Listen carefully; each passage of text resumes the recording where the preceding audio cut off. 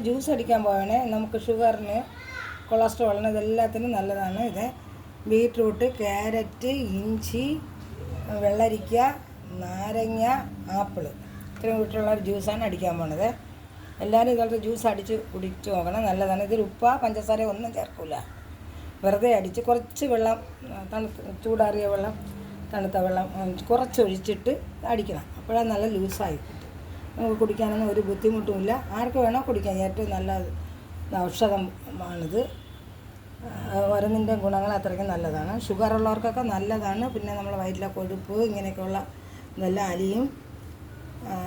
ഏറ്റവും നല്ലൊരു ജ്യൂസാണിത്. അങ്ങനെ വാങ്ങിച്ച് വെച്ചിരുന്നിട്ട് നമുക്ക് കുറച്ച് എടുത്താൽ ഒരു കഷ്ണം ബീറ്റ്റൂട്ട്, ഒരു ചെറിയ ക്യാരറ്റ്, ഒരു നാരങ്ങയുടെ പകുതി ഒഴിച്ചാലും മതി. ഒന്നുമില്ലെങ്കിൽ വെള്ളരിക്ക, കുക്കമ്പറാണിത്, മറ്റേ സാലഡ് വെള്ളരിക്കയാണ്, അതിൻ്റെ കുറച്ചെടുത്താലും മതി. നമുക്ക് എത്ര കുടിക്കാൻ വേണോ അതനുസരിച്ച് എടുത്തിട്ട്, പിന്നെ ആപ്പിളും അങ്ങനെ എല്ലാം ഫുള്ള് വേണമെന്നില്ല, ഒരു കഷ്ണമായാലും മതി.